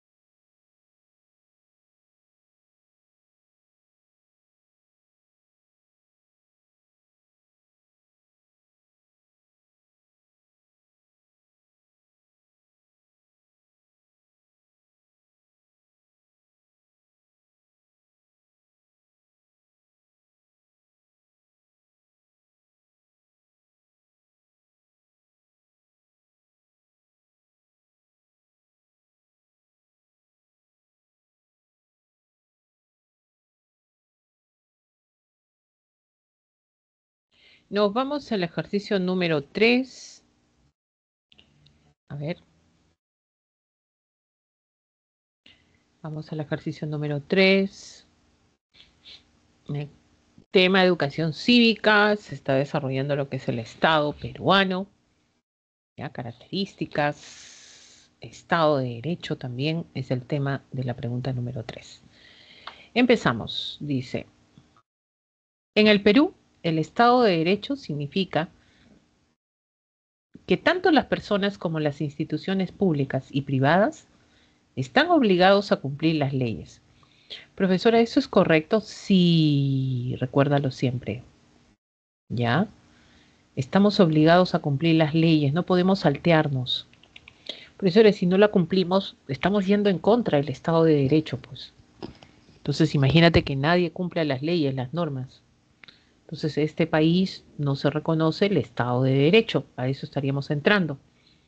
Entonces, todos, instituciones del Estado, instituciones privadas, todos tenemos y estamos en la obligación de cumplir la ley. Por eso el Estado de Derecho es el imperio de la ley. La ley es la que se tiene que cumplir, ¿no? Estas deben aplicarse de manera igualitaria, claro, no tiene que ser pues tú sí, tú no, ¿no? Es para todos, sin importar la posición social, la posición económica, ¿no? Todos deben ejercer este Estado de Derecho de la misma forma, ¿no? Para todos en la misma condición. Profesora, así sea yo el presidente de la República, así seas lo que seas, pero para todos es la misma situación. Bueno, es lo que dice el concepto, ¿no?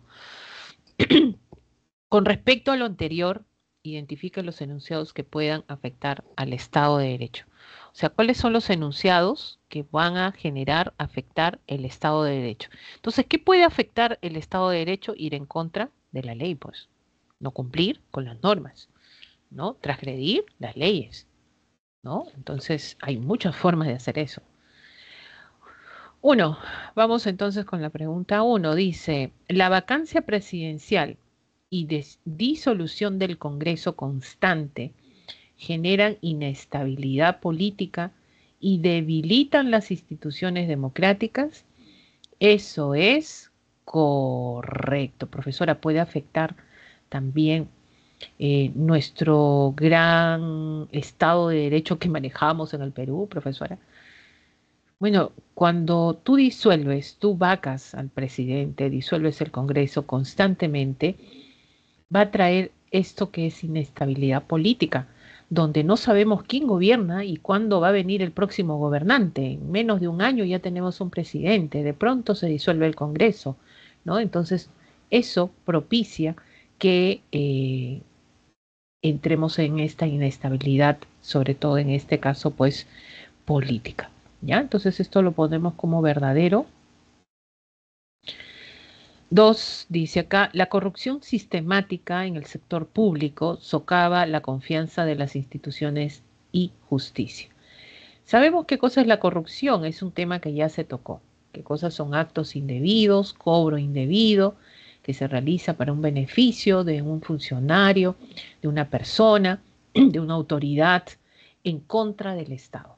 ¿No? Entonces, sobre todo en el sector público, ¿qué está haciendo los actos de corrupción? Y esto es continuo, quiere decir sistemática, está socavando la confianza. Nadie va a creer en ninguna institución del Estado. Nadie va a creer tampoco en la justicia y creo que eso ya va a pasar o está pasando también, ¿no? Entonces es un problema que se tiene que solucionar, pero parece que hasta ahora no. Entonces esto sería correcto, ¿ya? Tenemos acá 1 y 2, correcto. Dice, la independencia del Poder Judicial y la autonomía política en los procesos judiciales amenazan la imparcialidad de la justicia. A ver, que dice la independencia del Poder Judicial y la autonomía política en los procesos judiciales amenazan la imparcialidad de justicia. La política no tiene nada que ver en los procesos judiciales. La política no es que se mete en los procesos judiciales, ¿no?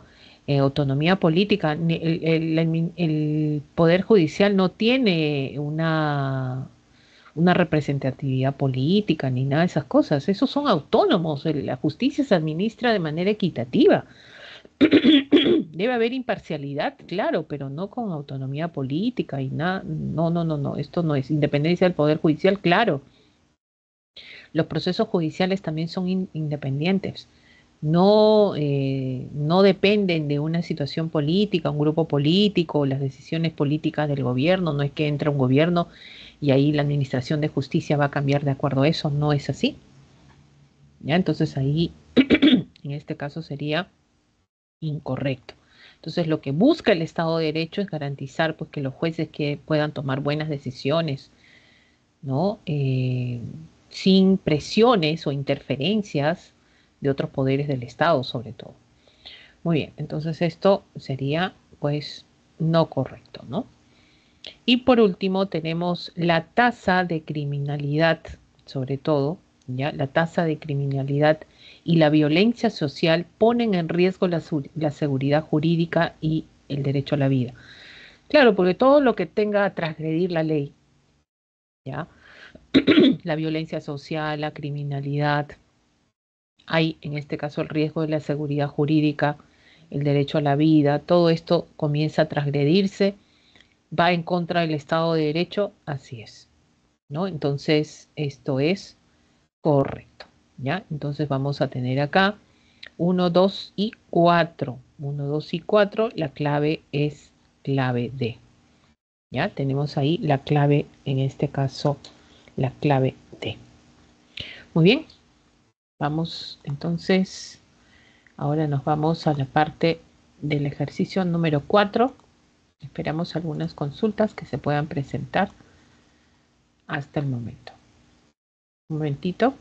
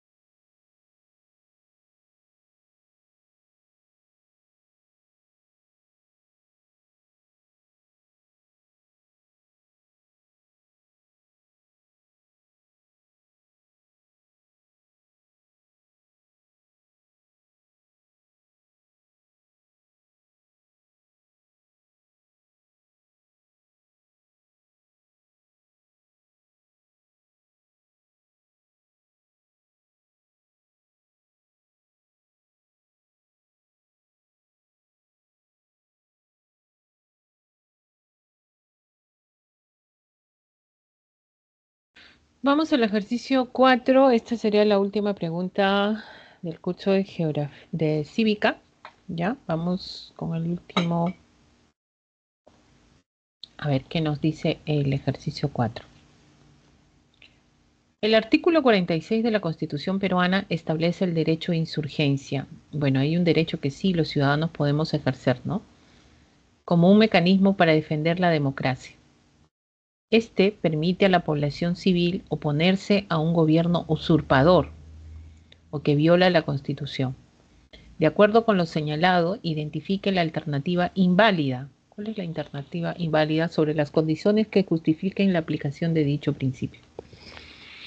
Bueno, el derecho de insurgencia es un derecho que tenemos todos los peruanos, todos los ciudadanos y nos podemos oponer a lo que vendría a ser un gobierno usurpador o que está violando la Constitución en todo sentido, de forma, fondo, etcétera, ¿no? Ahora, el hecho de que tú generes derecho de insurgencia no significa pues que salgas a protestar con machetes, cuchillos, palos. Es salir a las calles y generar pues la protesta en contra de este gobierno usurpador. Entonces, ¿qué ha pasado a lo largo de la historia? Muchos de estos gobiernos usurpadores que han dado golpes de Estado están coludidos o son apoyados por las Fuerzas Armadas, ¿no? Entonces, ¿qué hacen las Fuerzas Armadas para que no se ejerza el derecho de insurgencia? Pues salen a las calles y toman las calles y nadie puede andar, y se limitan los derechos en este caso civiles, ¿no? Donde te pueden incluso detener, ¿no? Comienzan a transgredir a las personas.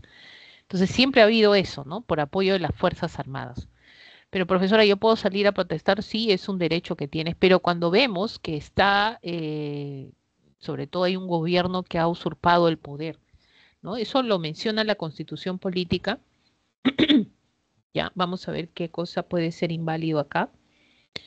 En primer lugar dice la invasión y ocupación militar del territorio por parte de un Estado vecino en flagrante violación del derecho internacional. Sí, tú puedes salir a las calles y estar en contra de esto. No, estás rechazando la invasión de este Estado transgresor, ¿no? Tomando la posesión sobre todo del Estado peruano, mucho más, ¿no? Y la población puede manifestarse en no estar de acuerdo con esto. Si no sale, pues el Estado que está ingresando al país diría, uy, los peruanos están contentos de que yo los estoy invadiendo, ¿no? Pero tenemos ese derecho de insurgencia, lo podemos aplicar en ámbitos internacionales también, está reconocido, ¿ya?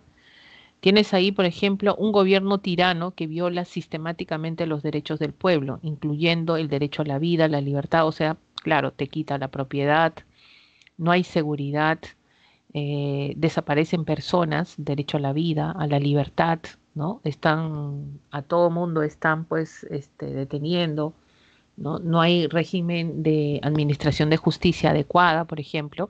Entonces, podemos generar derecho de insurgencia también. La corrupción sistemática que debilita un gobierno impidiendo el desarrollo social y económico, vulnerando los derechos del pueblo. Bueno, en este caso, la corrupción, si es sistemática, está debilitando un gobierno, impidiendo el desarrollo social y económico, podemos generar el derecho de insurgencia, sí. Es parte de este reclamo que se habla porque se vulnera derechos, en este caso constitucionales, ¿no? Que van en contra del Estado como tal. Y cuando hablamos de corrupción, hablamos de robo, de pago indebido, ¿no? Entonces, ahí, sobre todo, la vulneración económica para el Estado. Esto sí se puede hacer, ¿ya? Un fraude electoral que socava la esencia de la democracia al impedir la libre expresión de la voluntad popular. Bueno, claro, si hay un fraude electoral, ¿qué significa? Que va a haber un gobierno usurpador, o sea, va a tomar el poder autoridades que no competen, que la mayoría de la población no está de acuerdo con ese gobierno. Entonces ahí, en este caso, impide la libre expresión de la voluntad, o sea, va a ser un donde simplemente no están haciendo caso a la mayoría de la población y la mayoría de la población pues sale a protestar, puede generar ese derecho de insurgencia, sí, lo puede hacer. La inestabilidad política por diferencias ideológicas de los poderes del Estado. O sea, los poderes del Estado, ¿cuáles son? Poder ejecutivo, poder en este caso legislativo y poder judicial, ¿no? Generando un clima de tensión. Bueno, ese clima de tensión siempre ha habido desde el inicio de la República, ¿no? Y va a generar incertidumbre en el sector empresarial. Bueno, las diferencias ideológicas han habido siempre. O sea, no puedes tomar como referencia que nadie tiene la misma ideología. Se presentan diferentes ideologías de personas y son funcionarios, autoridades, y no genera pues que por eso salgas a generar derecho de insurgencia, ¿no? Y más aún cuando dicen que genera esta tensión, está generando incertidumbre en el sector empresarial. Bueno, son diferencias que se pueden solucionar, ¿no? Que se pueden generar con las autoridades competentes en el mismo estado también incluso, pero para generar derecho de insurgencia no, pues, ¿no? Entonces, la inestabilidad política derivada de las diferencias ideológicas entre los poderes del Estado eh, pueden generar un clima, conocido un clima de tensión, como dice, ¿no? O incertidumbre, ¿no? En el sector empresarial que de repente no quiere, pues, invertir acá en el Perú. Puede tener de repente un impacto económico negativo para nosotros, pero no justifica el hecho, ya, que podamos generar derecho de insurgencia o la insurrección de todos los peruanos y salir, ¿no? Como último recurso para situaciones, sobre todo esto es para situaciones de extrema, situación de amenaza al Estado, ¿no? O sea, cuando se vulnera la democracia, la constitución, ¿no? Entonces, o queremos, hay desmejoras para la población, que no se respetan los derechos, todo lo que se ha mencionado anteriormente. Ahí podemos salir, pero en el caso de diferencias ideológicas, no, pues, ¿no? Entonces, esto sería la respuesta, ¿ya? Clave E, porque te está hablando de inválida. ¿Cuáles serían las condiciones o la alternativa inválida respecto a esta pregunta? Bueno, estas serían las claves de la semana número 11 en el curso de cívica. Ya, este es el curso de cívica. Y tenemos acá, hemos desarrollado las preguntas de geografía, también las de educación cívica, para este caso, para esta semana 11 que está iniciando. Estamos lunes 10 de junio, empezando la semana para nuevas cosas. A ver, si tienen alguna consulta que realizar, lo pueden hacer mediante el chat o utilizando el audio también. No hay problema. ¿Ya? No hay problema para poder resolver alguna de las dudas que se les presente. ¿Ya? Estas son las claves de la semana 11 de educación cívica. Y también tenemos las claves de la semana 11 de geografía.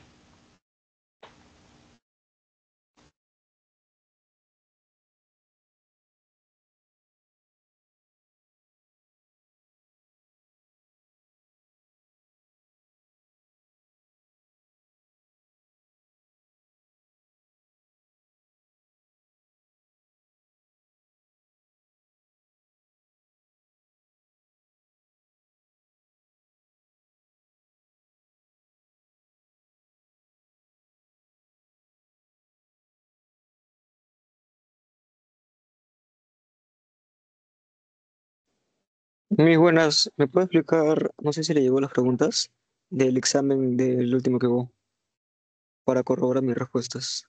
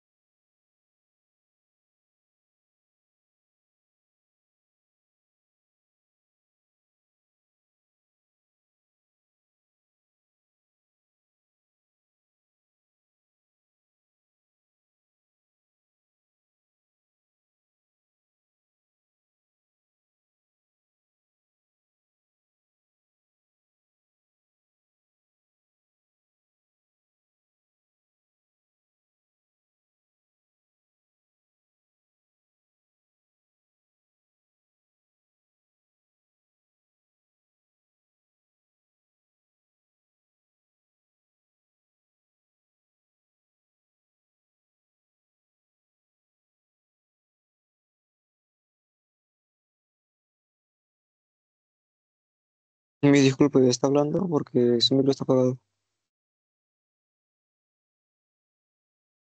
Yo hablando sola, imagínate. Ya, vamos a ver. Vamos con la primera pregunta. Ya, rapidito. Dice, la biodiversidad es posible por las condiciones bioclimáticas y la disponibilidad de las condiciones naturales que hacen posible la variedad de seres vivos en cuanto a su número, variabilidad genética y los ecosistemas que lo albergan. Teniendo en cuenta lo anterior, determine verdadero o falso. Claro, estamos hablando de la biodiversidad. Esto es posible por las condiciones bioclimáticas, la disponibilidad de condiciones naturales, etcétera. Entonces la pregunta está referida a biodiversidad y eso se asocia a flora, fauna, la diversidad que es de especies en un ecosistema, en un espacio, en una superficie, en una zona, ¿no? Vamos a ver. Uno, ¿la diversidad biológica se refiere al número de especies de un ecosistema? Sí, esto es verdadero. El uno es verdadero. Hoy me emocioné. ¿Ya? Dos, dice, la biodiversidad varía por regiones ecológicas. Sí, varía por regiones ecológicas, claro, porque en regiones ecológicas hay, por ejemplo, climas distintos. Yo puedo hablar de una región ecológica de un clima frío, de un clima templado, entonces puede variar la vida de flora y fauna, claro que sí, ¿no? Entonces sí, hasta ahí correcto. ¿Escasa en zonas tropicales? No, más bien es abundante en zonas tropicales, más bien zonas que están ubicadas o países que están en zonas tropicales tienen alta biodiversidad. Ejemplo, Perú, Brasil, Colombia, Indonesia. Entonces, no, pues esto es falso de toda falsedad. Wow. Bueno, la primera verdadero, la segunda falsa, ¿ya? A ver qué dice. Las sabanas tropicales se localizan en las inmediaciones de los bosques templados. Mire, ustedes con leer esto ya dicen que esto es falso, pues. Las sabanas tropicales, ¿ya? Sabanas tropicales son zonas cálidas. ¿Cómo van a estar cerca de los bosques templados? No, estas son zonas cálidas. Los bosques templados son de climas, como dice acá, templados, entre los trópicos y los círculos polares. Esto es falso. La vegetación arbórea representativa de la tundra son los bosques perennifolios. Perennifolios, profesores, son aquellos bosques que sus hojas son perennes, que no se caen. Claro, es verdad, pero no, esto es falso, porque en la tundra no hay bosques, hay musgos, líquenes, nada más. Chicos, la 67, verdadero, falso, falso, falso. ¿Hay clave? La D, ¿ya? La D. Vamos al que sigue. ¿Cuál es? Ha venido. Ah, mira, cambio climático, ¿no? Distingue entre los cambio climático atribuido al impacto de las actividades humanas que alteran la composición atmosférica, variabilidad climática, atribuida a las causas naturales, de acuerdo a lo anterior. Vamos a ver qué cosa es verdadero o falso. A ver, vamos a ver. Uno, el efecto invernadero es un evento antrópico que puede ser, que puede ser causa del cambio climático. No, esto es falso. El efecto invernadero es un proceso natural, ¿ya? Esto es un proceso natural. Justamente gracias al efecto invernadero generamos la retención de calor en la Tierra, por eso gracias al efecto invernadero hay desarrollo de vida en la Tierra. La temperatura media se genera y se retiene el calor de 15 grados del promedio que mantiene la Tierra por el efecto invernadero, ¿no? No es un evento antrópico, ¿ya? No es un evento antrópico. Más bien, el efecto invernadero antrópico está generando lo que es el calentamiento global, ¿no? Y todo lo que propicia el cambio climático. El uno, para mí esto es falso, falso, falso, falso de toda falsedad. El protocolo de Kioto definió obligaciones de mitigación de gases de efecto invernadero. Sí, esto es correcto, ya se mitigan los gases de efecto invernadero en un porcentaje, creo, 5%. En un primer momento parte con Kioto, verdadero. Las graves consecuencias del fenómeno del niño han contribuido al cambio climático. No, no, no, no, no, no, no. Esto es falso, ¿no? Graves consecuencias, profesora, pero el fenómeno del niño no es el calentamiento, profesora, las lluvias. No, chicos, acá miren lo que dice. Las graves consecuencias del fenómeno del niño. El fenómeno del niño. El fenómeno del niño es una anomalía climática oceánica que viene cada 5, 10, 11 años. Esto no está contribuyendo al cambio climático. Más bien, el cambio climático está generando que el fenómeno sea más rápido. Esto está mal, ¿ya? Este es no tiene ni voz, ni inicio, ni final. Entonces, no contribuye. Esto es falso, ¿ya? Uno, falso. Dos, verdadero. Tres, falso. Y a ver la cuatro.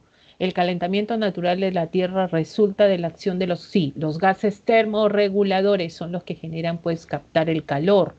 Está el dióxido de carbono, está en este caso el vapor de agua, por ejemplo, ¿no? Gases termorreguladores que existen de manera natural en la atmósfera también.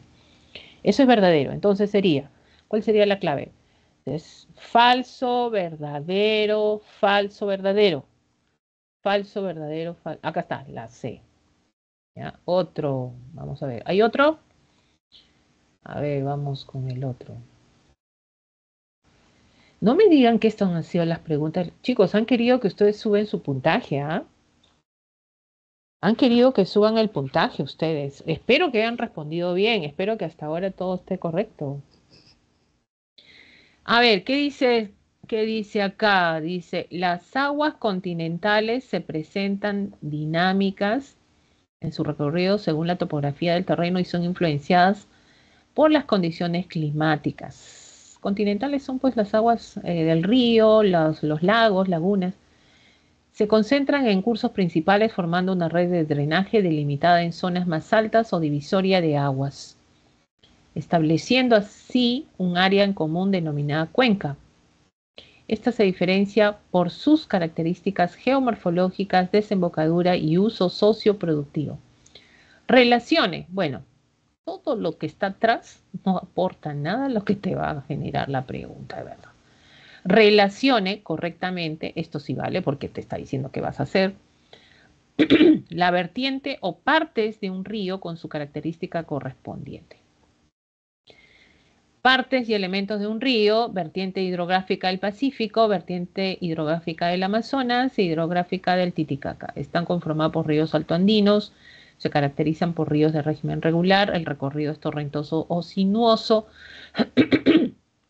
y requieren y concentran obras de trasvase. Bueno, te han venido características generales de las vertientes, ¿no? Y por ahí te ponen partes y elementos de un río. En este caso, jóvenes, uno tiene que empezar por lo que más sabe, ¿no? Entonces dice, rapidito, vamos, vertiente hidrográfica del Titicaca. Miren acá, ¿qué significa? A ver, no sé si puedo pintar, no puedo. Vertiente hidrográfica del Titicaca, a ver, ¿con cuál coincide? Vamos con este, es el más rápido que he visto acá, una afirmación correcta. Está conformada por ríos altoandinos, se caracteriza en régimen, en este caso regular, recorrido torrentoso, aunque también el Titicaca es torrentoso, ¿ah? La vertiente del Titicaca es torrentoso, sinuoso, ya son netamente y requieren, no, pero esto es más pesado, porque la vertiente del Titicaca está conformada por ríos netamente andinos, entonces la 4 con la A, ¿ya? Y mira, hay dos, C y D, 4 y A, y así comienzas a descartarlos. Vertiente del Amazonas. A ver, ¿cuál es el que genera la vertiente del Amazonas? Requiere, no, pues la vertiente del Amazonas tiene harta agua. ¿Para qué quiere obra de trasvase? Profesora, ¿qué son las trasvases? Las trasvases son obras hidráulicas que alimentan, generalmente es una laguna o un río a otro río, alimentan las aguas de un río. ¿Ya? Entonces en el Amazonas no vas a hacer eso, pues. Entonces, el Amazonas, ríos de régimen regular, 3B. Del Pacífico, es esta, ¿no? 2D, requieren y concentran obras de trasvase. ¿Por qué? Porque los ríos de la vertiente del Pacífico son de régimen irregular. ¿Y qué quedaría? Pues partes de los ríos, en este caso, ya tenemos acá, recorrido es torrentoso y sinuoso, es partes y elementos de un río. Muy bien, entonces sería 1C, 2D, ¿no? 3B y 4A. ¿Hay clave? 1C, 2B, 2D, 3B y 4A. La C, ya la C. Y tenemos el fenómeno climático. A ver qué dice acá. Dice, como fenómeno climático que afecta a la zona oriental del país, el friaje, mira, se produce cuando las masas de aire frío que se originan en la zona de convergencia del Atlántico Sur se desplazan hacia el norte desde el sector del Río de la Plata. Claro, ingresan por este sector, estos vientos. Si es friaje, es en este caso vientos fríos. Ya estamos hablando de vientos fríos. Si es friaje, hablamos de un anticiclón, ¿no? Anticiclón. ¿Y este anticiclón cuál es? ¿Del Pacífico? No. Este es del Atlántico Sur. Respecto a estas condiciones, identifique los enunciados correctos. Bueno, con esas previas, vamos a ver qué han puesto. Al debilitarse los vientos alisios del sur, se permite el ingreso. No, los vientos alisios siguen ahí, generan su recorrido. Cuando se debilitan los vientos alisios, afectan la zona del Pacífico, más que nada, ¿no? Cuando los vientos alisios descienden, lo que viene es el fenómeno del Niño, de ahí de la zona australiana. Entonces no tiene nada que ver con el friaje, ¿no? No, pues, no, esto es incorrecto, ¿ya? Las masas de aire frío son favorecidas por la menor altitud de la cordillera occidental. ¿Qué tiene que ver la cordillera occidental? No olvidemos que el friaje ingresa, ¿ya? Por la Amazonía. Está ingresando a la Amazonía el friaje en nuestro territorio.